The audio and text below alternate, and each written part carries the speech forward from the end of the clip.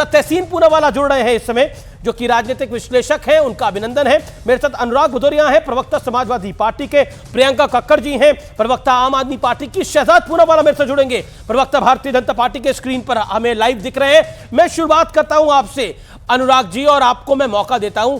आखिर क्या आपको लगता है कि ये घटनाक्रम छोटा था, या फिर जो 41 मजदूरों को बाहर निकाला गया, ये वाकई बहुत बड़ा काम किया है मोदी की सरकार ने, लेकिन आपके सवाल खत्म नहीं हो रहे?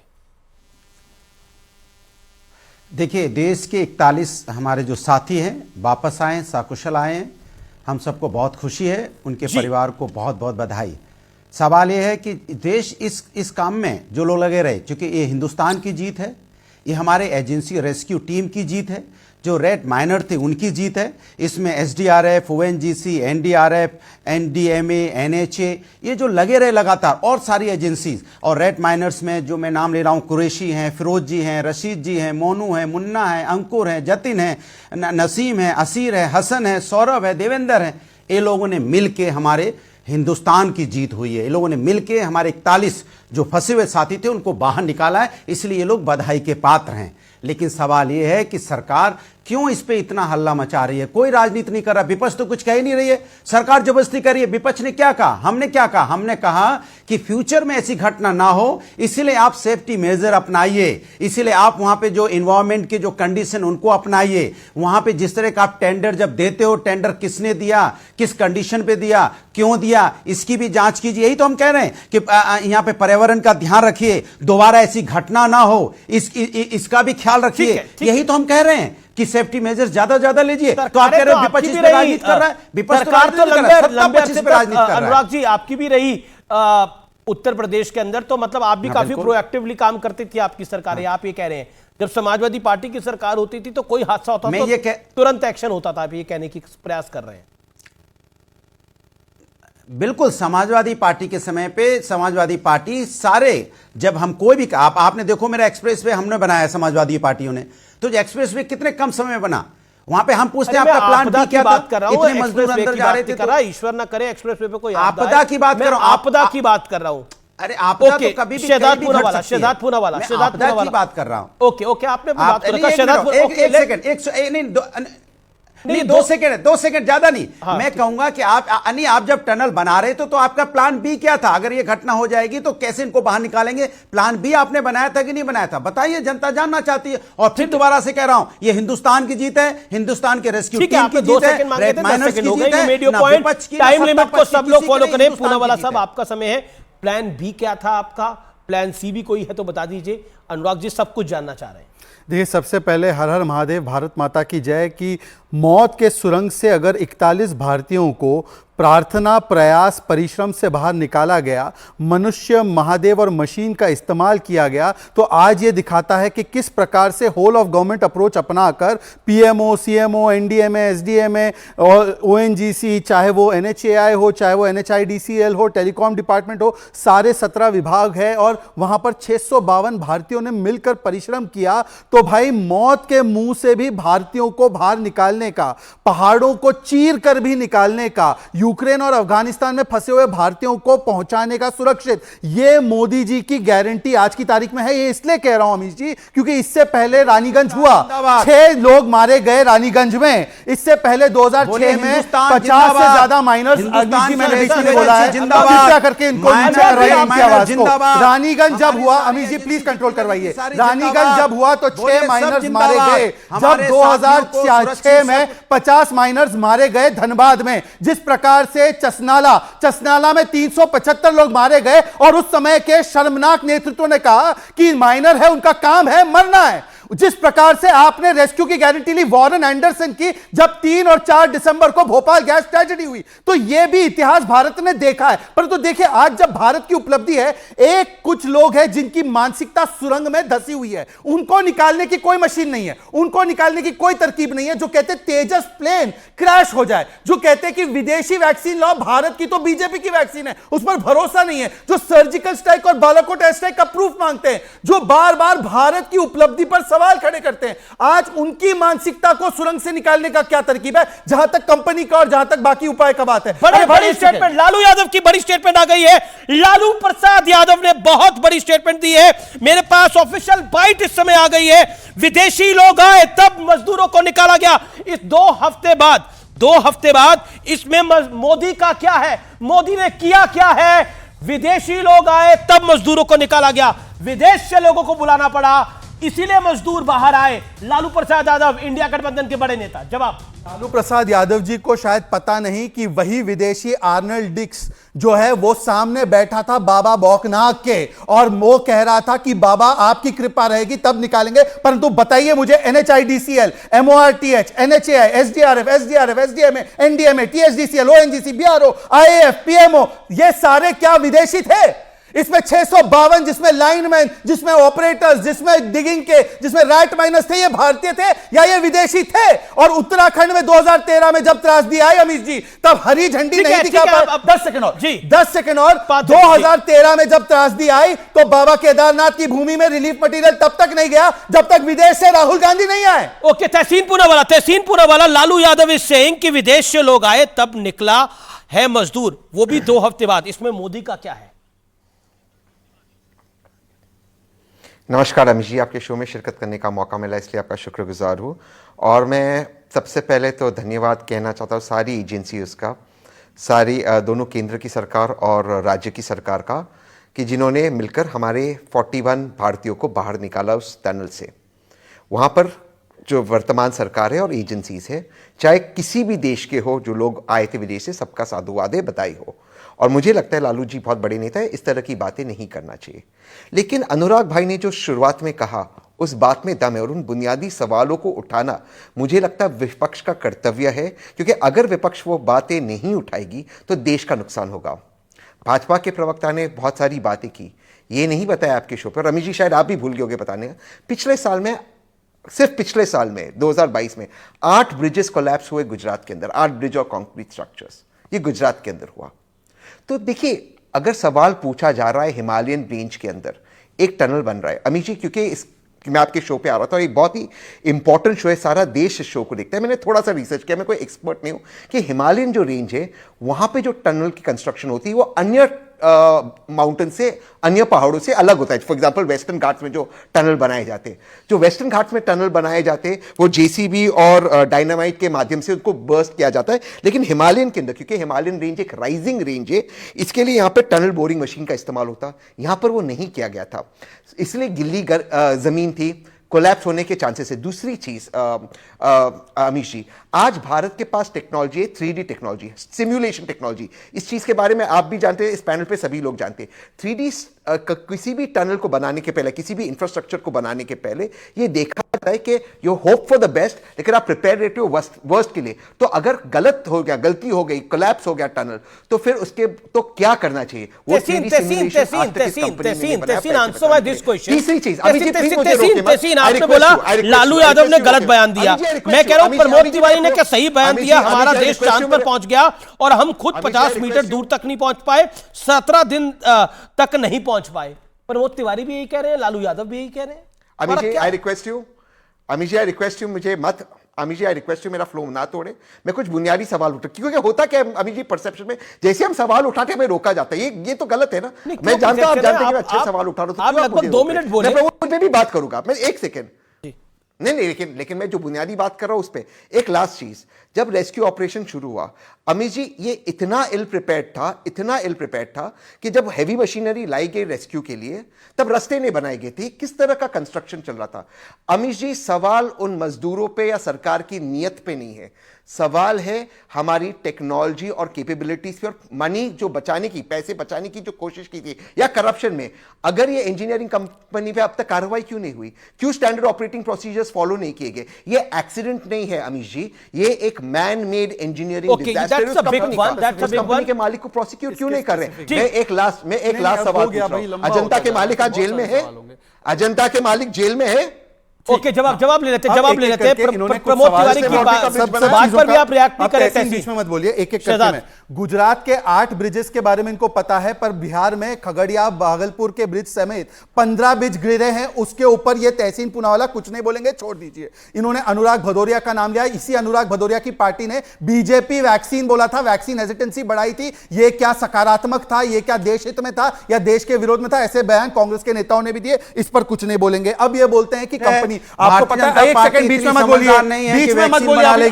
देश के वैज्ञानिकों ने वैक्सीन बनाई है, देश के वैज्ञानिकों ने बनाई है। बीच में बोलने की इनकी बीमारी क्या है भाई? हर बार मेरे बीच में बोलते हैं ये। मैं इनके बीच में नहीं बोल रहा हूं, तहसीन के सवालों का जवाब दे रहा हूं। तहसीन पूनावाला, ये बताइए कि जिस कंपनी की वो बात कर रहे हैं ना, ये मैं आज एक डिस्क्लोजर कर रहा हूं अमीश जी आपके शो पर। इस कंपनी को साल 2010 में, जब उस समय तो वाईएसआर जी गुजर चुके थे, पर के रोजैया कांग्रेस के चीफ मिनिस्टर थे, उनको मछलीपट्टनम पोर्ट नवयुग को दिया गया। कांग्रेस का इस कंपनी से क्या रिश्ता है, इसकी भी जांच होनी चाहिए। और देखिए, जहां तक एनएचएआई ने कल पहले दिन पर कह दिया था कि सभी टनल्स की जांच होगी, ऑडिट होगा, परंतु मैं आपसे पूछना चाहता हूं, नवंबर 12 को एक्सीडेंट हुआ, नवंबर 12 को ऑक्सीजन के लिए पाइप, फूड के लिए पाइप, नवंबर 13-14 को ऑगर मशीन विदेश से लाना, उसका प्लाज्मा अलग विदेश से लाना, और उसके साथ साथ plan B, plan C, plan D पर काम करना, वर्टिकल बोरिंग से लेकर बाकी चीजें शुरू कर दी गई, वहां पर रास्ते बनाना। ये कोई एंटीसिपेट नहीं करता, वहां पर टेलीफोन कनेक्शन भी नहीं था, टेलीफोन कनेक्शन भी लगाया। मेरा बात, यानी बीच में क्यों बोले जा रहे हो? दोनों बीच में क्यों बोल रहे हो? अनुराग जी को चुप कराइए, अनुराग जी को चुप कराइए, अनुराग जी को चुप कराइए, अनुराग जी को चुप कराइए, अनुराग जी को चुप कराइए। मेरा स्पेसिफिक सवाल तहसीन पूनावाला से, तहसीन पूनावाला से, अनुराग जी को चुप कराइए। ये मेरा सवाल हो जाए। मेरा स्पेसिफिक सवाल है तहसीन पूनावाला से, तहसीन पूनावाला से मेरा स्पेसिफिक सवाल है, अनुराग जी को चुप कराइए, जनता को सुनाई नहीं देता। चसनाला में 375 लोग मारे गए, इंडिया का वर्स्ट माइनिंग ट्रेजेडी, उसमें आपने क्या किया? उसमें आपने क्या किया बताइए एक बार। मैं अनुराग जी चिल्ला रहे हैं इसलिए मुझे आप दोबारा से जब टेंडर करें ऐसी डिबेट करने का शौक नहीं है। अनुराग जी का क्या? अनुराग जी मैं एक सेकंड में निपटा देता हूं। अनुराग जी एक सेकंड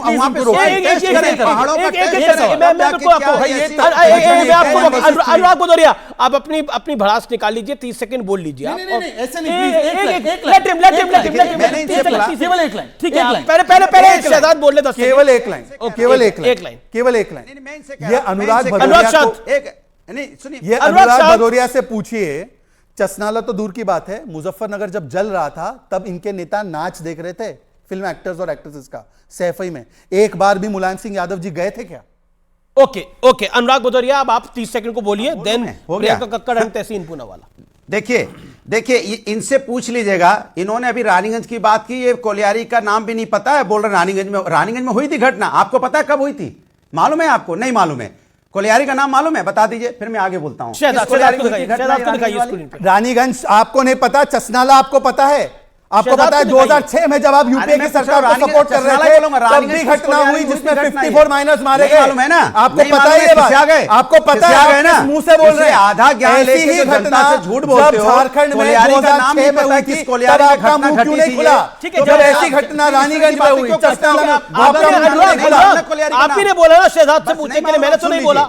यू आस्क्ड हिम ना, देन ही इज रिप्लाइंग। हाँ, तो उन्होंने नहीं बता पाया ना वो रानीगंज में किस कोलियारी में घटना हुई, तो नहीं बता पाए। रानीगंज याद है, कोलियारी महावीर कोलियारी है। सुन लीजिए मेरी बात, महावीर कोलियारी का नाम था महावीर कोलियारी। चलिए, अब मैंने आपको बता दिया, ज्ञान हो गया। सुनिए, मैं आपसे कहता हूं, आपकी किसी की बात मत मानो, किसी की मत मानो। मैं तो कहता हूं मेरे साथ जिंदाबाद लगाइए। जो रेटिंग जो हमारे वहां पे रेट माइनर्स थे, उनका नाम लेके जिंदाबाद लगाइए। कुरैशी जी जिंदाबाद, मुन्नू जिंदाबाद, मुन्ना जिंदाबाद, फिरोज जिंदाबाद, रशीद जिंदाबाद, इरशाद जिंदाबाद, सौरभ जिंदाबाद, देवेंद्र जिंदाबाद, असीम जिंदाबाद, हसन जिंदाबाद। ये वो लोग हैं जिन्होंने जाके काम किया। मैं करिए एसटीएफ, सुनिए, एसटीएफ जिंदाबाद, ओएनजीसी जिंदाबाद, एनडीआरएफ जिंदाबाद। लालू यादव क्यों विदेशियों की जिंदाबाद कर रहे हैं? जिंदाबाद। सारे जो लालू यादव को सुनिए क्या कह रहे हैं। एक सेकंड, अभी आप कह रहे हैं, अखिलेश यादव जी की पार्टी के नेता कह रहे हैं कि हमारे देश के मजदूर, हमारे देश के सब लोग जिंदादार, लेकिन लालू यादव कह रहे हैं विदेशी जिंदाबाद। विदेश से आए लोगों ने जान बचाई। लालू यादव ने बहुत बड़ी स्टेटमेंट दी है। इसमें मोदी ने क्या किया है? कुल मिलाकर hate towards Narendra Modi, that is the basic thing. Lalu Yadav को सुनिए क्या कह रहे हैं। अनुराग भदौरिया, प्रियंका कक्कड़ जी, तहसीन पूनावाला, शहजाद पूनावाला, लालू यादव को सुनिए। दो लोग ऐसा दिन के बाद निकला है इतना विदेश से और कहाँ से लोग आया। अब इतना दिन के बाद इसमें मोदी का क्या है। दो लोग ऐसा दिन के बाद निकला है इतना विदेश से और कहाँ से लोग आया। अब इतना दिन के बाद इसमें मोदी का क्या है। अनुराग अब 10 सेकंड में बताइए, अभी आप जिंदाबाद किनकी कर रहे थे? लालू यादव तो विदेशियों की जिंदाबाद कर रहे हैं, क्या जवाब है आपके पास? मैं तो कह रहा हूं इत्मीनान से करिए, जल्दबाजी में मत बोलिए। उन्होंने क्या, मैं उन्हीं की बात को आगे बढ़ा रहा हूं, नहीं उन्हीं की बात को आगे बढ़ा रहा हूं। उन्होंने क्या कहा? एसडीआरएफ का इंडायरेक्ट यही कह रहे हैं ना, एसडीआरएफ जिंदाबाद, यही तो कह रहे हैं। वो एनजीसी जिंदाबाद, यही तो वो कह रहे हैं। एसडीआरएफ जिंदाबाद, एनडीए में जिंदाबाद, एनएचए जिंदाबाद, टेलीकॉम जिंदाबाद, कुरैशी जिंदाबाद, फिरोज जिंदाबाद, रशीद जिंदाबाद, मुन्ना जिंदाबाद, अंकुर जिंदाबाद, जितिन जिंदाबाद, सौरभ जिंदाबाद, नसीब जिंदाबाद, असीर जिंदाबाद, हसन जिंदाबाद, देवेंद्र जिंदाबाद, हमारा पूरा हिंदुस्तान जिंदाबाद। वही कहता हूं ना, लेकिन आपने तो सामने बदल दिया।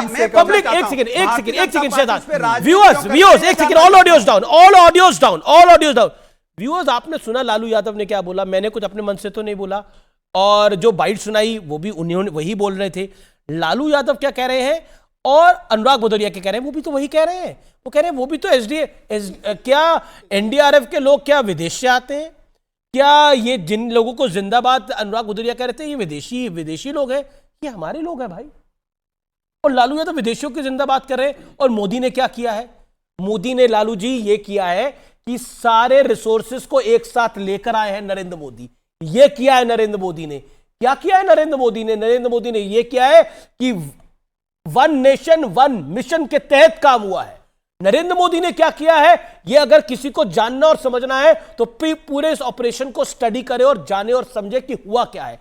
That's the basic point. Priyanka Kakkar ji wait कर रही है अपनी टर्न का, लेकिन मैं शहजाद आपको I will give you a right to reply what Lalu Yadav said. Tehseen, I will come to you. Priyanka Kakkar is also waiting. Okay, देखिए, अभी जो अनुराग जी ने नाम गिनाया ना, इनमें और हमें एक ही फर्क है। इन्होंने नाम गिनवा के उनके धर्म को बताया। हम कहते हैं 652 भारतीय जिंदाबाद, और जो भारतीयों का नाम लिया तो ये तो सीधा सीधा तमाचा है लालू प्रसाद जी की राजनीति को कि वो कहते हैं विदेशी जिंदाबाद। पर मैं कहता हूं आपको किसकी जिंदाबाद कहनी चाहिए। 106 हेल्थ वर्कर की जिंदाबाद, 190 पुलिस ऑफिशियल की, 39 एसडीआरएफ की, 62 एनडीआरएफ की, 17 आईटीबीपी की, 16 आईटीबीपी, 12 बटालियन की, 12 फायरमैन उत्तरकाशी की, 7 वायरलेस पुलिस की, 24 डीडीएमए की, 46 जल संस्थान की, 7 पेयजल निगम की। इनकी जिंदाबाद होनी चाहिए। Priyanka Kakkar, I am quoting your minister mister Saurabh Bharadwaj, who is minister in Delhi government. नहीं तैयार हो। ओके अनुराग जी, आप दिल्ली सरकार में भी हैं क्या? जिंदाबाद। ओके सर, बोलो जिंदाबाद। अरे ठीक है, जिंदाबाद करिए। अभी जिंदाबाद बोलने से डरते हैं। एक second, Priyanka Kakkar on screen. अरे एक भाई साहब रुकिए। अरे देश की जिंदाबाद हो रही है, देश की जिंदाबाद हो रही है, सबकी, मेरी और आपकी भी जिंदाबाद हो रही है। सौरभ भारद्वाज, मिनिस्टर दिल्ली सरकार। पूरी दुनिया के अंदर हिंदुस्तान की बदनामी हुई है कि हिंदुस्तान को एक टनल तक नहीं बनानी आती। हादसे कई बार हो जाते हैं, मतलब हादसों से सबक लेना चाहिए, लेकिन भारत की बदनामी हो रही है। प्रियंका जी। अमीश जी सभी को नमस्ते। मैंने सबको बहुत पेशेंटली सुना। मेरे को 2 मिनट दीजिएगा। देखिए, आपने शुरू में ना प्रोग्राम की एक क्रोनोलॉजी बताई कि लास्ट 2019 में इस टाइम पे क्या हुआ, 2015 में इस टाइम पे क्या हुआ। तो मैं सिर्फ उत्तरकाशी उत्तराखंड का देखती हूँ। 2019 में ये जो टनल कोलैप्स हुआ, ये तब भी कोलैप्स हुआ था 2019 में, बट थैंकफुली किसी को कोई इंजरी नहीं हुई थी। उसके बाद 2021 में जनवरी 2021 में 100 जो उत्तरकाशी में फ्लैश फ्लड्स आए थे, वो एक दुर्घटना थी, बट वो टनल कोलैप्स हुए थे और फ्लैश फ्लड्स आए थे, तो 100 workers lost their life then. फिर अगस्त 2023 में इसी कंपनी का एक और, जहां पे कंस्ट्रक्शन चल रहा था, वहां 700 टन की मशीन 100 करीब लोगों के ऊपर गिर गई, जिसमें से 20 लोगों की डेथ हो गई। तो इनके ऊपर एक एफआईआर भी हुई है, उस पर कोई कार्रवाई आगे बढ़ी नहीं है अभी। जोशीमठ का इंसिडेंट हमने उत्तराखंड का देखा इस बार जनवरी में कि जोशीमठ थोड़ा धंस गया। फिर हमने अभी नवंबर 2023 में ये देख लिया, जिसमें आई एम वेरी थैंकफुल कि सब सुरक्षित हैं। ये बहुत अच्छी बात है कि सारी एजेंसीज ने मिलकर काम किया, बट ऐसा बार बार क्यों हो रहा है? इस बार हमने देखा हिमाचल से भी कितना फ्लड हुआ, जो दिल्ली तक भी आया। ये लगातार क्लाइमेट चेंज, एनवायरनमेंट इतना डिस्टर्ब क्यों हो रहा है? इसमें एक, क्योंकि अब हमने फिरंगी लोगों की हेल्प ली है, उनका भी थैंक यू है ही, पर एट द सेम टाइम एक फिरंगी आंकड़ा है जो कहता है एनवायरमेंटल परफॉर्मेंस इंडेक्स में इंडिया 180 कंट्रीज में सबसे नीचे है। जब 2014 था तो 180 कंट्रीज में हम 155 थे और आज हम सबसे नीचे हैं। ये कैसे हुआ? इसका पूरा क्रेडिट भाजपा को जाता है, चाहे वो बायोलॉजिकल डाइवर्सिटी एक्ट हो, चाहे वो फॉरेस्ट कंजर्वेशन अमेंडमेंट बिल हो, चाहे वो लैंड एक्विजिशन एक्ट हो, चाहे और बड़े सारे एक्ट हैं जिनमें इतने संशोधन कर दिए गए हैं कि जो इन्वायरमेंटल क्लियरेंसेस लेनी होती थी पहले वो अब लेने की जरूरत नहीं है, उसको आप बाईपास कर सकते हैं। तो ये बहुत जरूरी है कि लगातार जो दुर्घटनाएं हो रही हैं, आज ये लोग थे जिन्होंने टनल बनाया और उनके साथ हुआ, कल को इस पे यात्री भी हो सकते हैं। तो बहुत जरूरी है कि ये जो बार बार लगातार घटनाएं हो रही हैं, हमारा एनवायरमेंटल परफॉर्मेंस इंडेक्स में हम इतना ड्रॉप कर गए हैं, पेड़ काटने की, माउंटेन काटने की सारी परमिशंस बिना किसी प्रॉब्लम के मिल रही है। और एक बड़ा इंटरेस्टिंग फैक्ट बताती हूँ आपको, यहाँ शहजाद बैठे हैं, लॉयर बताते हैं आपने। नहीं, सुनिए, मैं बहुत देर तक वेट करी, एक फैक्ट और सुन के जाइए। 2.5 मिनट से बोल रही हैं। एनजीटी ने, हाँ कोई बात नहीं, एक छोटा सा पॉइंट और सुन लीजिए। नेशनल ग्रीन ट्राइब्यूनल जो लगातार भाजपा को बताता रहता है, केंद्र सरकार को बताता रहता है कि आपने इसमें एनवायरमेंटल क्लियरेंस नहीं लिया, आपने उसमें एनवायरमेंटल क्लियरेंस नहीं लिया, तो भाजपा बड़ा परेशान हो गई कि ये एनजीटी एक ऑटोनोमस बॉडी है जिसका चेयरपर्सन या तो सुप्रीम कोर्ट का रिटायर्ड जज होते हैं या हाई कोर्ट के रिटायर्ड जज होते हैं, तो इनको कैसे हैंडल किया जाए।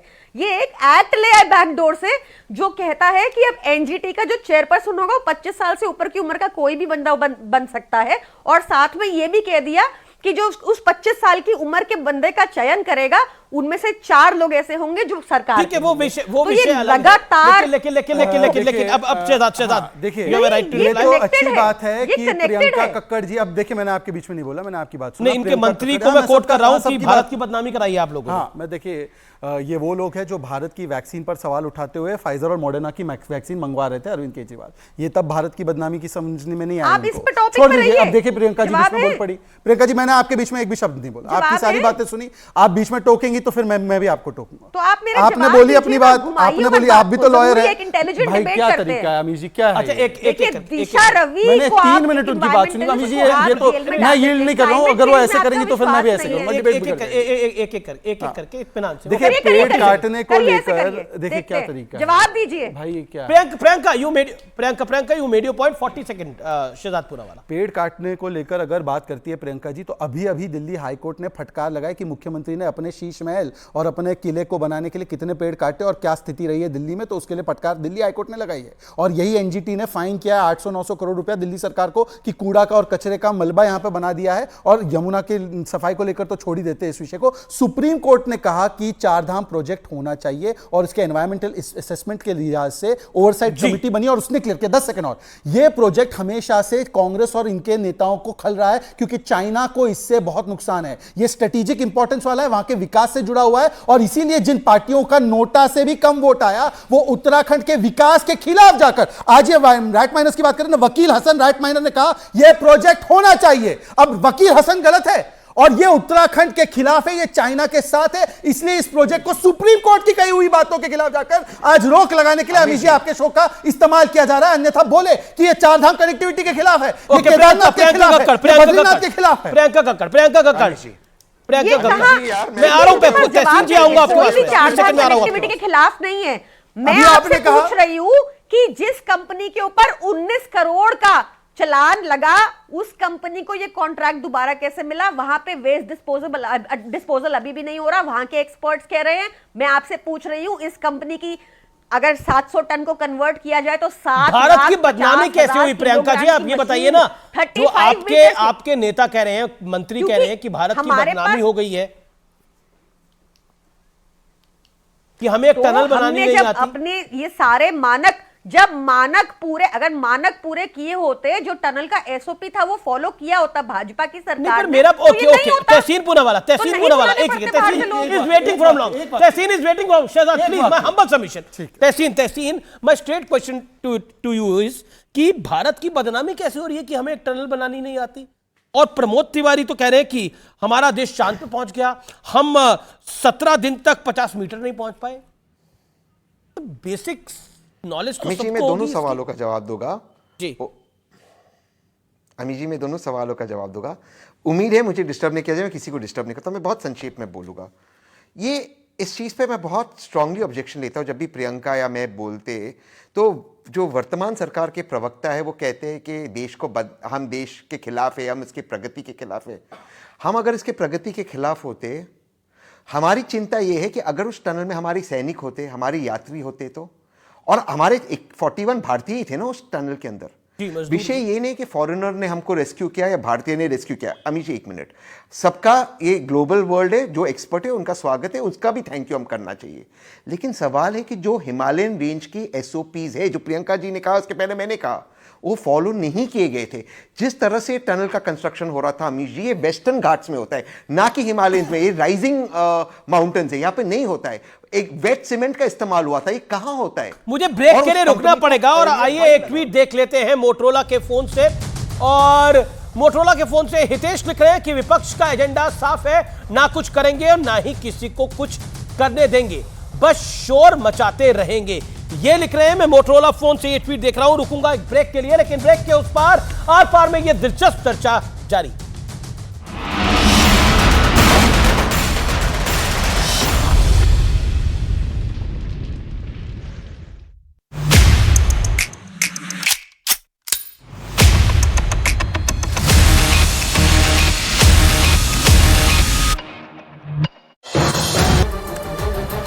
और इसीलिए इसका नाम रैट होल माइनिंग रखा गया। रैट का मतलब चूहा, होल का मतलब छेद और माइनिंग का मतलब खुदाई, यानी छेद में घुसकर चूहे की तरह खुदाई करना। इसमें छोटे से छेद से पहाड़ के किनारे से खुदाई शुरू की जाती है। खुदाई के लिए हाथों से चलने वाली छोटी ड्रिलिंग मशीन का इस्तेमाल होता है और हाथों से ही मलबे को बाहर निकाला जाता है। इस देसी तकनीक का इस्तेमाल कोयले की माइनिंग में खूब होता रहा है और यही देसी तकनीक सुरंग में फंसे 41 मजदूरों के लिए वरदान साबित हुई, क्योंकि विशेषज्ञ बताते हैं कि अगर ऑगर मशीन से आगे की खुदाई की जाती तो वहाँ कुछ भी हो सकता था, क्योंकि हिमालय के पहाड़ बेहद कच्चे हैं। मतलब पूरी पृथ्वी की तुलना में ये पहाड़ बहुत नए हैं, इसलिए इनकी चट्टानें कमजोर हैं। ऐसे में अगर मशीनों से ड्रिलिंग की जाती तो पहाड़ के धंसने का खतरा था। इसी वजह से रेस्क्यू टीम ने रैट होल माइनिंग यानी हाथों से खुदाई का काम पूरा किया। बिना किसी मुसीबत और परेशानी के मजदूरों को निकालने के लिए पाइप डालने का काम पूरा किया जा सके, क्योंकि 24 नवंबर को ऑगर मशीन के खराब होने के बाद ऐसा लगने लगा था कि मजदूरों को सुरंग से निकालने में 5 से 6 दिन का वक्त और लग सकता है। लेकिन दिल्ली से बुलाई गई रैट माइनर्स की टीम यानी हाथों से खुदाई करने वाले मजदूरों ने पूरी कहानी ही बदल दी। इन मजदूरों ने टनल में तेजी से खुदाई शुरू की और सुरंग में फंसे मजदूरों को निकालने के लिए रास्ता साफ कर दिया। रेस्क्यू ऑपरेशन से जुड़े अधिकारियों के मुताबिक उत्तरकाशी टनल में इन मजदूरों ने 800 मिलीमीटर यानी 2.5 फीट से ज्यादा चौड़े पाइप में घुसकर ड्रिलिंग के काम को अंजाम तक पहुंचाया। रैट माइनर्स टीम के लोग एक एक कर पाइप के अंदर जाते और फिर हाथों से छोटी कुदाल की मदद से वहां खुदाई करते थे। इसके बाद ये मजदूर ट्रॉली में करीब 250 किलो मलबा लेकर बाहर आते थे। पाइप के अंदर ड्रिलिंग के दौरान मजदूरों को कोई परेशानी न हो, इसके लिए उनके पास ऑक्सीजन मास्क, आंखों की सुरक्षा के लिए विशेष चश्मा और हवा के लिए भी एक मशीन दी गई थी। ऑगर मशीन से की जा रही ड्रिलिंग का काम बंद हो चुका था। 24 नवंबर को इस मशीन का एक बड़ा हिस्सा लोहे के पाइप से बनाई जा रही सुरंग में फंस गया था और उसे बाहर निकालने में रेस्क्यू टीम को नाको चने चबाने पड़ गए थे। और इसी वजह से सोमवार की दोपहर तक ड्रिलिंग का काम रुका रहा। सुरंग में फंसे मजदूरों को निकालने के लिए सिलक्यारा की तरफ से ऑगर मशीन से मलबे में हॉरिजॉन्टल ड्रिलिंग यानी सीधी खुदाई कर पाइप डाला जा रहा था।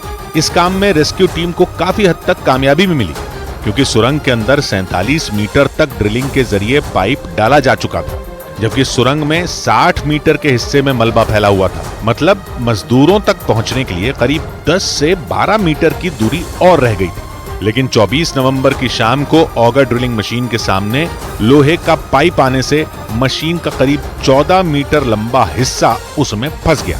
मशीन का जो हिस्सा फंसा उसे ब्लेड कहते हैं, जो खुदाई के दौरान आने वाली मिट्टी को पीछे की तरफ धकेलता है। उसी हिस्से को निकालने के लिए जब मशीन से दबाव डाला गया तो वो टूट गया। इसी वजह से सिलक्यारा की ओर से की जा रही ड्रिलिंग रुक गई। मतलब मजदूरों तक हॉरिजॉन्टल ड्रिलिंग यानी सीधी खुदाई के जरिए पाइप डालने का काम फेल हो गया। टनल के धंसने के बाद से ही सभी 41 मजदूर वहां फंसे थे। 12 नवंबर को यह हादसा तब हुआ था जब चार धाम प्रोजेक्ट के तहत यमुनोत्री हाईवे पर टनल बनाने का काम चल रहा था। लेकिन सुबह करीब 5:30 बजे सुरंग का एक बड़ा हिस्सा धंस गया था, जिसकी वजह से वहां काम कर रहे 41 मजदूर फंस गए थे। परेशानी ये रही कि जिस जगह मजदूर फंसे वहां पहुंचना किसी चुनौती से कम नहीं था।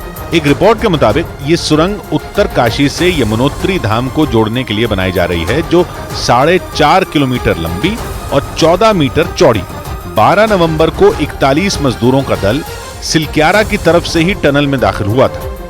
सिलक्यारा की ओर से करीब 2.5 किलोमीटर का काम पूरा हो चुका है, जबकि डंडाल गांव की ओर से टनल में 1.5 किलोमीटर से ज्यादा की खुदाई हो चुकी है। बीच में सिर्फ 441 मीटर के हिस्से में काम चल रहा था, लेकिन इसी दौरान सिलक्यारा की तरफ से 60 मीटर का हिस्सा अचानक धंस गया था, जिससे सारे मजदूर टनल में करीब आधे किलोमीटर के हिस्से में फंस गए थे।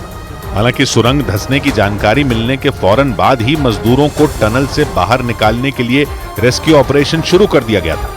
ऑपरेशन में पहली बार एंडोस्कोप कैमरे का इस्तेमाल किया गया था। इस कैमरे का इस्तेमाल सर्जरी के दौरान शरीर के भीतरी हिस्सों को देखने के लिए किया जाता है। इस उपकरण के जरिए ही पहली बार दिखा था कि सुरंग में फंसे मजदूर किस हालत में हैं। यानी सुरंग में जिंदगी और मौत से जूझ रहे 41 मजदूरों तक पहली बार कोई उपकरण पहुंचा था। पहाड़ को चीरते हुए जब एंडोस्कोप कैमरा उन मजदूरों तक पहुंचाया गया था, तब जाकर उनकी ये उम्मीद बढ़ गई थी कि जल्द ही उन्हें बचा लिया जाएगा। इस छोटे से कैमरे ने पहली बार दिखाया था कि सुरंग में फंसे मजदूर किस हालत में हैं, क्योंकि उससे पहले तक सब लोग उनके सुरक्षित होने का सिर्फ अनुमान ही लगा रहे थे। लेकिन एंडोस्कोप कैमरे ने पहली बार दिखाया था कि वहां फंसे मजदूरों की हालत कैसी है। यही नहीं, उसी कैमरे के जरिए मजदूरों से बात भी संभव हुई।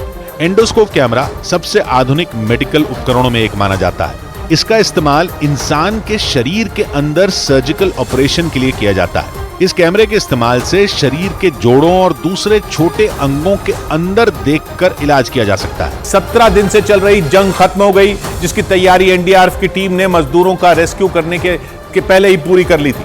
टनल के बाहर हर उस चीज का इंतजाम किया गया था जिसकी जरूरत रेस्क्यू ऑपरेशन के दौरान पड़ती, क्योंकि सुरंग से मजदूरों को सुरक्षित बाहर निकालने की पूरी जिम्मेदारी एनडीआरएफ को सौंपी गई। रेस्क्यू ऑपरेशन में जुटे अधिकारियों के मुताबिक मजदूरों को निकालने के लिए एनडीआरएफ ने 15 लोगों की टीम बनाई। इस टीम में डॉक्टर भी शामिल रहे, जिन्हें एनडीआरएफ के जवानों के साथ पाइप की बनाई सुरंग के रास्ते मजदूरों तक पहुंचाने का प्लान बनाया गया। टीम के साथ पहिए लगे स्ट्रेचर, हेलमेट, ऑक्सीजन सिलेंडर और गैस कटर भेजने की तैयारी की गई। टनल के अंदर जाने के बाद मजदूरों की जांच करने की भी योजना बनाई गई।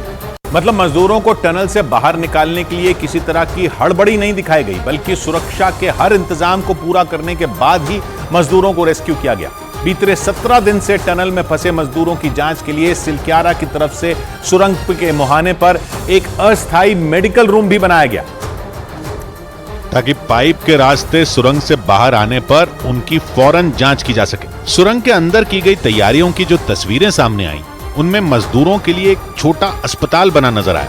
वहां कई बेड और उनके पास ही दवाइयां रखी दिखाई दी। टनल के अंदर ही डॉक्टरों की एक टीम भी तैनात नजर आई। इसके अलावा टनल के अंदर कुछ एम्बुलेंस भी खड़ी दिखी। अधिकारियों के मुताबिक मजदूरों को एम्बुलेंस से टनल से 30 से 35 किलोमीटर दूर चिलियानी सौड़ सामुदायिक स्वास्थ्य केंद्र ले जाने की प्लानिंग है, क्योंकि वहां पहले ही मजदूरों के इलाज के लिए 41 बेड का अस्पताल तैयार किया जा चुका है। क्योंकि वहां तक पहुंचने के लिए करीब 1 घंटे का वक्त लगेगा, इसीलिए वहां ग्रीन कॉरिडोर बनाया गया ताकि मजदूरों को बिना किसी रुकावट के अस्पताल तक पहुंचाया जा सके। किसी मजदूर की हालत ज्यादा खराब हुई तो उसे एयरलिफ्ट करने की भी तैयारी की गई। इस रेस्क्यू ऑपरेशन में सबसे अहम रोल रैट माइनर्स यानी हाथों से खुदाई करने वाले मजदूरों का रहा, क्योंकि इन मजदूरों ने 24 घंटे में हाथों से सिलक्यारा की तरफ से 10 से 12 मीटर की खुदाई पूरी की। और उनकी इस कड़ी मेहनत की वजह से 17वें दिन सुरंग में फंसे मजदूरों तक पहुंचने के लिए रास्ता तैयार कर लिया गया। मतलब दिल्ली से आए रैट माइनर्स यानी हाथों से खुदाई करने वाले मजदूरों ने कमाल कर दिया। एक रोज पहले सिलक्यारा की तरफ से 6 मजदूरों ने पाइप के अंदर जाकर हाथों से ड्रिलिंग का काम करना शुरू किया। मजदूरों को सुरंग में फंसे लोगों तक पहुंचने के लिए 10 से 12 मीटर की खुदाई करनी थी, जो किसी चुनौती से कम नहीं था, क्योंकि लोहे के पाइप के अंदर छोटी सी जगह में खुदाई करना बेहद मुश्किल था, लेकिन इसके बाद भी रैट माइनर्स ने इस रेस्क्यू ऑपरेशन को बखूबी अंजाम तक पहुंचाया। सोमवार यानी 27 नवंबर की शाम को खुदाई का काम शुरू किया गया और अगले दिन यानी मंगलवार की शाम तक ड्रिलिंग पूरी कर ली गई। मतलब टनल के अंदर मजदूरों तक पहुंचने में जहां आधुनिक तकनीक वाली अमेरिकी ऑगर मशीन कामयाब नहीं हुई, वहां हाथों से खुदाई करने वाले मजदूरों ने सुरंग से बाहर निकालने का रास्ता तैयार कर दिया। मतलब देसी तरीके से सुरंग में फंसे मजदूरों तक पहुंचने के लिए ड्रिलिंग का काम पूरा किया गया। रैट होल माइनिंग, इनका मतलब सबसे पहले 1920 में अंग्रेजों ने इसको किया था। उस समय कोयले की खदानों में बिल्कुल वैसे ही खनन हुआ करता था जैसे चूहे अपना बिल बनाते हैं। ये जमीन में गड्ढा करते हैं और इसीलिए इसका नाम रैट होल माइनिंग रखा गया। रैट का मतलब चूहा, होल का मतलब छेद और माइनिंग का मतलब खुदाई, यानी छेद में घुसकर चूहे की तरह खुदाई करना। इसमें छोटे से छेद से पहाड़ के किनारे से खुदाई शुरू की जाती है। खुदाई के लिए हाथों से चलने वाली छोटी ड्रिलिंग मशीन का इस्तेमाल होता है और हाथों से ही मलबे को बाहर निकाला जाता है। इस देसी तकनीक का इस्तेमाल कोयले की माइनिंग में खूब होता रहा है और यही देसी तकनीक सुरंग में फंसे 41 मजदूरों के लिए वरदान साबित हुई, क्योंकि विशेषज्ञ बताते हैं कि अगर ऑगर मशीन से आगे की खुदाई की जाती तो वहाँ कुछ भी हो सकता था, क्योंकि हिमालय के पहाड़ बेहद कच्चे हैं। मतलब पूरी पृथ्वी की तुलना में ये पहाड़ बहुत नए हैं, इसलिए इनकी चट्टानें कमजोर हैं। ऐसे में अगर मशीनों से ड्रिलिंग की जाती तो पहाड़ के धंसने का खतरा था। इसी वजह से रेस्क्यू टीम ने रैट होल माइनिंग यानी हाथों से खुदाई का काम पूरा किया। बिना किसी मुसीबत और परेशानी के मजदूरों को निकालने के लिए पाइप डालने का काम पूरा किया जा सके, क्योंकि 24 नवंबर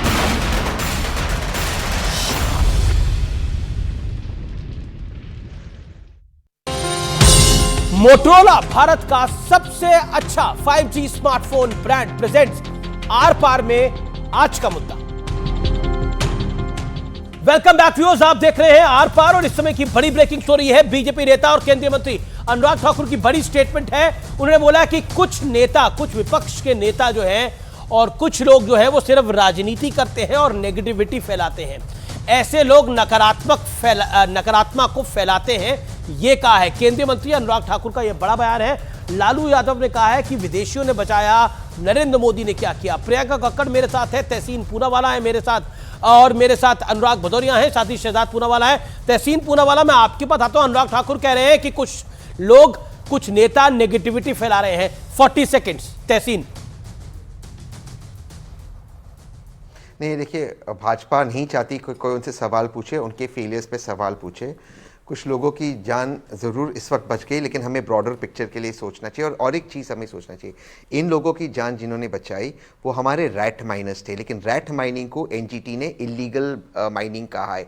यानी कि सरकार ने इलीगल माइनिंग एक्टिविटी से हमारे लोगों की जान बचाई। परिणाम अच्छा था, लेकिन हमारी सरकार के पास टेक्नोलॉजी आज भी नहीं है उनकी जान बचाने को। इसके बारे में हमें सोचना चाहिए और इन लोगों को, हमारे रैट माइनर्स को और हमारे रैट माइनर्स को एनकरेज करते इस माइनिंग के अंदर किस तरह से हम और सेफ्टी गियर लाकर हम किस तरह से और इसको आगे बढ़ाए, क्योंकि ये यूनिक फिनोमिनन टू इंडिया है। इसको किस तरह से हम आगे ले जाए, कोई भी आप इस पे बात करो, आप माथे पे हाथ रखोगे, आप नेगेटिव कहोगे, आप लोगों को 1 वर्सेस 3 और बीच में अनुराग बोलेगा ही।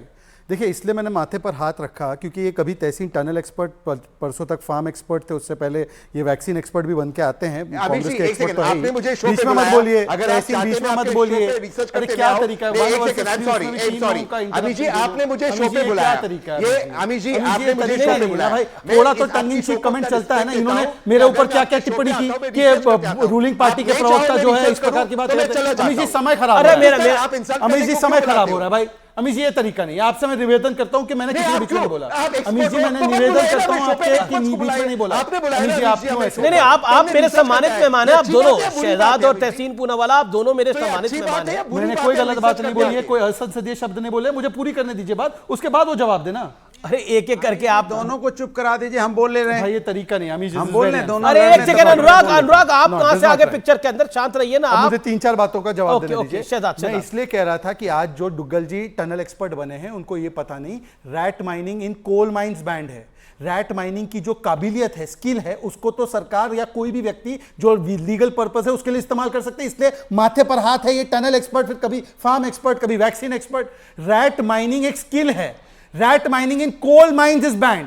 अब छोड़ देते हैं इस बात को। तहसीन तो परेशान हो गए, तहसीन जी परेशान हो गए। मैं आपको बताता हूं, तहसीन अपने आप को बड़े वैज्ञानिक की तरफ प्रस्तुत कर रहे थे, हिमालयन रेंज अमित जी, मैं इसको बीच में मत बोलो, तहसीन ऑलवेज डिस्टर्बिंग। बीच में ये बोल रहे थे कि हिमालयन रेंज ऐसा है वैसा है। भाई तहसीन पुनावाला, तुम्हारी वैज्ञानिक सोच कहां गई जब प्रधानमंत्री को पनौती कहा गया?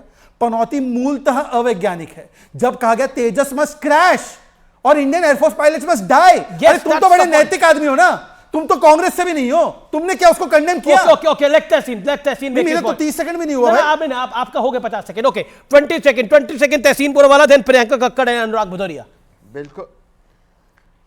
बिल्कुल कंडेम किया। तेजस के बारे में इस तरह की बातें नहीं करना चाहिए, ना ही प्रधानमंत्री के बारे में उन शब्दों का प्रयोग करना चाहिए, आपके शो पे कंडेम किया, और ना ही लालू जी को उन शब्दों का प्रयोग करना चाहिए। लेकिन इसका मतलब ये नहीं कि प्रियंका जी और मैं वाजिब सवाल नहीं, प्रियंका से करो कंडेम को लेकर जो प्रियंका से कंडेम करो, प्रियंका से कंडेम। ओके प्रियंका कक्कड़ शहजाद पूनावाला चाहते हैं आप भी कंडेम करिए, और लालू जी तो विदेशियों को ही थैंक यू कह रहे हैं। इन्होंने कहा भारत की बदनामी हो रही है, एक वाक्य, केवल एक वाक्य, उन्होंने कहा भारत की बदनामी हो रही है एक टनल के विषय में। 5 सेकंड उन्होंने कहा भारत की बदनामी हो रही है क्योंकि एक टनल में ये घटना घटी। उनको पूछे कितने अंडर कंस्ट्रक्शन टनल के काम चल रहे हैं, उनसे पूछिए, प्रियंका जी से पूछिए, देश में कितने अंडर कंस्ट्रक्शन टनल के काम चल रहे हैं, उतना प्रियंका कक्कड़ जवाब 30 सेकंड। ये भारत के बारे में छवि बनाना। अच्छा ठीक है, Shehzad you made your point.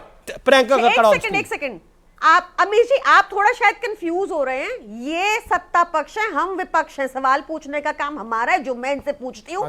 Bhajpa ने गोवा में ऐसा लॉ क्यों लाया कि कोकोनट ट्री को बोला ग्रास है ताकि कोकोनट ट्री कट जाए? ऐसे देख रहे हैं पर्यावरण, ये ऐसा काम कर रहे हैं। ये एक डेंजरस कम पढ़ी लिखी सरकार है जो अब हमारे लिए जानलेवा बन चुकी है। इनकी सड़कों पे चलना, इनके पुलों पे चलना, इनके टनल से घुसना, हर चीज जानलेवा बन चुका है। अब बिहार के पुल पर मत चलना, नहीं दे रहे एनवायरमेंटल प्रोटेक्शन जो लॉज हैं।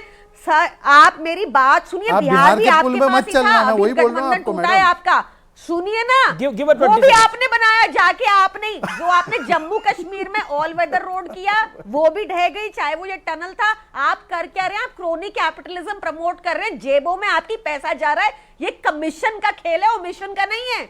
लगातार ये कम पढ़ी लिखी सरकार हमारी जिंदगियों के साथ खेल रही है। शराब घोटालेबाज कमीशन के बारे में बात करे, ये अति कॉन्फिडेंस है। जो बराज में पानी स्टोर करने की बात करे, ये साइंटिफिक है। बताइए, बराज में पानी स्टोर करवाना था इनको, छोड़ देते हैं इस विषय को। मुझे केवल इतना बताइए, प्रियंका कक्कड़ जी केवल इतना बताइए, तेजस क्रैश होना चाहिए क्या? इनको बोलिए, तेजस क्रैश होना चाहिए। इनको बोलिए, चुप रहिए आप, मैं बता रही हूं आपको। आपा क्यों खोती हैं? आप ये बताइए पीएमएलए लॉ में, क्योंकि आप तो आपने वकील शराब टाइप की हैं, घोटाले आप की बात वकालत करती की, हैं। पीएमएलए लॉ में आपने संशोधन किया कि बेल के टाइम पे पूरा केस की सुनवाई होगी। आपने बैकडोर से मनी बिल से ये संशोधन किया। आप ऐसे ही कर रहे हैं, आप सीबीआई केस में भी अंदर कर रहे हैं, एक सेकंड, मैं बेल का विषय कहां से आगे बीच कर रहे हैं? कुछ भी, ये आम आदमी पार्टी कुछ भी कर सकती है, क्योंकि ये बोले तो मुझे बताना एक सेकंड प्रियंका कक्कड़ को सुनने दीजिए। प्रियंका जी, पर बेल का विषय कहां आ गया? किसी सबूत के जेल में, क्योंकि ये बोले ना, आपने इनकी बात नहीं सुनी। ये बोले कि ये कमीशन की बात कैसे कर रहे हैं, बेल की। पर आपने बोला कमीशन ठीक है, आप है करप्ट, आप ऊपर से भाजपा ऊपर से नीचे तक करप्ट है, ऊपर से नीचे तक करप्ट है भाजपा। 70 ये आप 2013 में किसके लिए बोलते थे? फाइनेंस मिनिस्ट्री क्यों दी? सबको पता है। आप एक नंबर के करप्ट, राहुल के लिए, सोनिया के लिए, इन लोगों के लिए बोलते थे, उनके साथ बैठ गए। लालू करप्ट है कि नहीं बताइए? अच्छा, लालू करप्ट है कि नहीं बताइए? आप बताइए, अजीत पवार करप्ट है कि लालू नहीं? कन्विक्टेड है। आज इनकी स्थिति देखिए, बोल नहीं पाते, इसीलिए मैं इनसे डिबेट नहीं करता। प्रधानमंत्री मोदी की बात का कोई मोल नहीं है। प्रधानमंत्री मोदी, आप कह रहे हैं प्रधानमंत्री मोदी की बात का मोल नहीं है। आप मॉडर्ना और फाइजर की वैक्सीन आप कह रहे हैं प्रधानमंत्री, वो मॉडर्ना और फाइजर की वैक्सीन की तारीफ की। ये अच्छी बात है कि हमारे रैट माइनर्स की आपने तारीफ की, जो हमने दिल्ली से भेजे थे। ये अच्छी बात की आपने, पर थे तो देश के हमारे रैट माइनर हो गया। बताइए कि रैट माइनर भी प्रदेश के हो गए हैं, और वैसे भी दिल्ली में नहीं, दिल्ली में जो रहते हैं वो बहुत बाहर के लोग भी रहते हैं। मुख्यमंत्री हमारा दिल्ली का बाहर से, मुख्यमंत्री दिल्ली का ही, हरियाणा से। भाई अब एनीवे छोड़ देते हैं विषय में, साइड ट्रैक नहीं होता था। आज मेरा केवल इतना कहना है कि प्रियंका जी चिल्लाने से कुछ नहीं होगा। प्रियंका जी चिल्लाने से, चीखने से यदि डिबेट, रैट माइनर तो दिल्ली के ही थे, मतलब उनका ये सामान्य कमेंट भी ले सकते हैं। देखिए ना, हम रैट माइनर की कास्ट, रैट माइनर की कम्युनिटी, रैट माइनर का धर्म, रैट माइनर बिल्कुल नहीं देखना चाहिए। ये देखना चाहिए जब भारत की उपलब्धि। अब देखिए, कुछ लोगों ने कहा, देखिए मैं बीच में नहीं बोलना चाहता, बार बार डिस्टर्ब। अच्छा ठीक है, एक second, then Anurag Bhadouriya is waiting. Anurag ji राज्य की नहीं, कुछ पत्रकारों ने ये गिनाया, मतलब पत्रकार तो नहीं, इकोसिस्टम के लोग हैं वो कांग्रेस के, वो कहते हैं कि मुसलमानों ने बाहर निकाला। मुझे बताइए, बाबा भौकनाथ के आगे हम लोग नतमस्तक हुए तब निकले, तो क्या ये हिंदुओं की जीत हुई क्या? नहीं, किसी ये की भारत की जीत जीत है कि हिंदू मुसलमान अच्छा, सिख ईसाई सबकी जीत है। और जिस इकोसिस्टम के आप लोगों की बात करें, दे आर स्पेंट फोर्सेस, उनको अपने लोग ही नहीं उनके देखते, तो उनको मेरा एक ही सवाल, उनकी आपकी बात, अनुराग भदौरिया, नहीं अनुराग भदौरिया, ये बयान स्वीकार, ओके अनुराग भदौरिया, तेजस क्रैश होने वाला बयान स्वीकार कैसे है? नरेंद्र मोदी आपके विरोधी हो सकते हैं, नरेंद्र मोदी आपको चुनाव हरा रहे हैं, उसके लिए उनसे गुस्सा हो सकता है, लेकिन हेट क्यों? मतलब नरेंद्र मोदी तेजस में बैठ गए तो तेजस क्रैश हो जाना चाहिए। मतलब कमाल की लॉजिक कई बार विपक्ष के कुछ नेता देते हैं, जिसका खामियाजा आप लोगों को भुगतना पड़ता है। मैं साफ तौर पे बोल रहा हूं, आप लोगों को भुगतना पड़ता है चुनाव। देखिए, मैं मुद्दों से इधर उधर नहीं भटकूंगा। मेरा सीधा सा सवाल है, जैसे अभी भाजपा के प्रवक्ता बोल रहे थे, आवेश में बोलते बोलते वो संस्कृति संस्कार भी भूल जाते हैं। मुलायम सर, वो मुलायम सिंह जी हैं, अगर बोल देंगे तो आप छोटे नहीं हो जाएंगे। वो देश के डिफेंस मिनिस्टर भी रहे। लालू, अरे लालू जी बोल देंगे तो आप छोटे नहीं हो जाएंगे। अरविंद केजरीवाल मुलायम सिंह का बड़ा सम्मान है, मुलायम सिंह यादव बहुत बड़े नेता हैं। एक मिनट में आपके बीच में नहीं बोला, क्यों परेशान हो गए? क्यों परेशान हो गए? मैं आपके बीच में नहीं बोला था ना, मैं सुन रहा था, इससे आपकी संस्कृति दिखाई पड़ गई।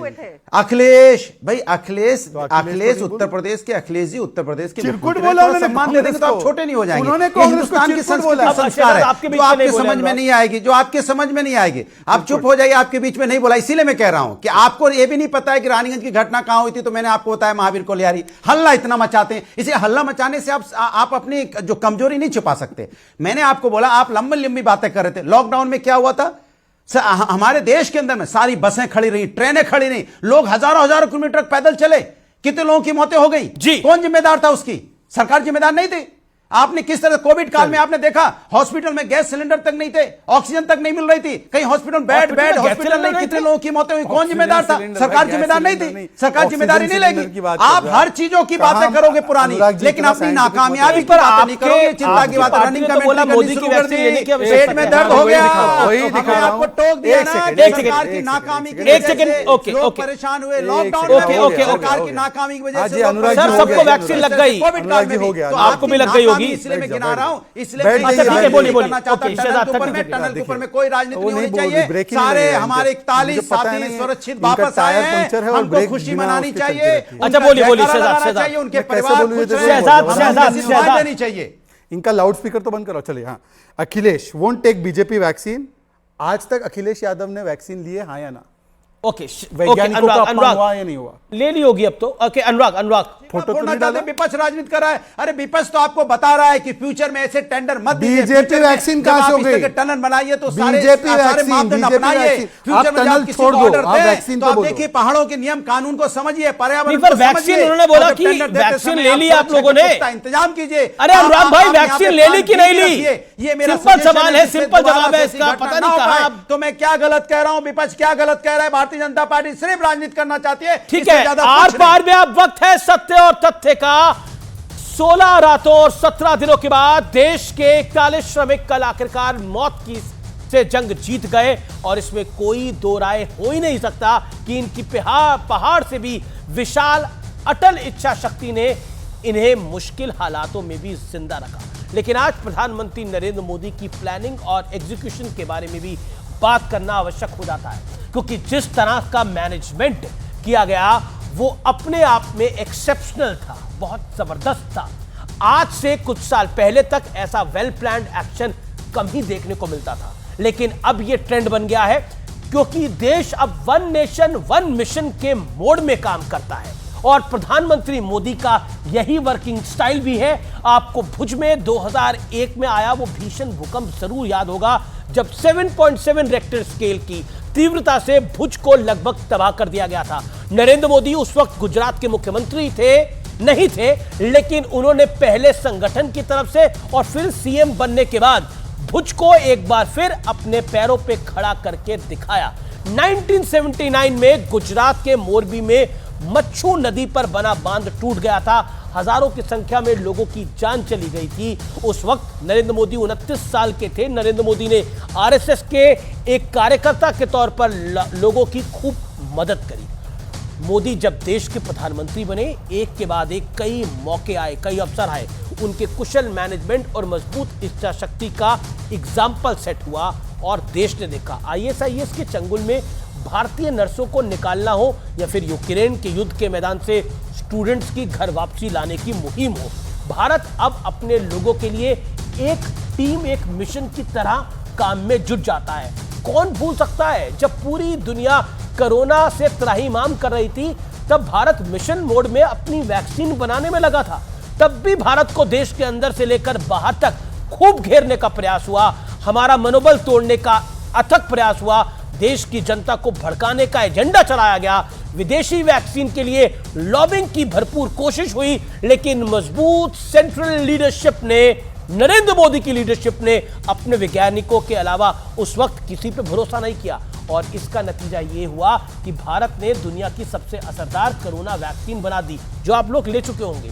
वैसे देश को 26/11 का वो काला दौर भी याद है जब पाकिस्तान के पालतू आतंकियों ने मुंबई में घुसकर हमारे लोगों को सरेआम मारा था और पूरा सिस्टम लाचारी के साथ इस मौत का नंगा नाच देखता रहा। उस वक्त के एयर चीफ मार्शल फली होमी मेजर का दावा है कि 26/11 के बाद सेना एक्शन के लिए तैयार थी, हम बदला ले सकते थे, लेकिन तत्कालीन कांग्रेस के प्रधानमंत्री डॉक्टर मनमोहन सिंह ने इसकी इजाजत नहीं दी। यूपीए सरकार में मंत्री रहे मनीष तिवारी ने भी अपनी एक किताब में लिखा है 26/11 के बाद मनमोहन सरकार को पाकिस्तान के खिलाफ सख्त एक्शन लेना चाहिए था। वैसे देश भूला तो नहीं है 1984 की वो काली रात जब भोपाल में गैस के रिसाव से हजारों लोगों की मौत हो गई थी और जो बच गए उन्हें जीते जी मौत से बुरी सजा दे दी गई। आखिर उस हादसे के गुनाहगार एंडरसन को सरकारी गाड़ी में एयरपोर्ट तक किसने छोड़ा था? क्या आज देश ये बात नहीं जानता? जिन लोगों का इतिहास 26/11 और भोपाल गैस हादसे की मिस हैंडलिंग जैसे उदाहरणों से भरा है, वो आज उत्तरकाशी की टनल से बाहर आए मजदूरों पर सियासत कर रहे हैं। इसे नरेंद्र मोदी की PR इवेंट बता रहे हैं। हाँ, ये इवेंट था 41 जानों की रक्षा का। हाँ, ये इवेंट था 41 परिवारों को नया जीवन देने का। ये इवेंट था व्यूअर्स, सत्य और तथ्य में आज कुछ सत्य प्रामाणिकता से मैंने रखे हैं। उम्मीद है आपको पसंद आए होंगे। नमस्कार।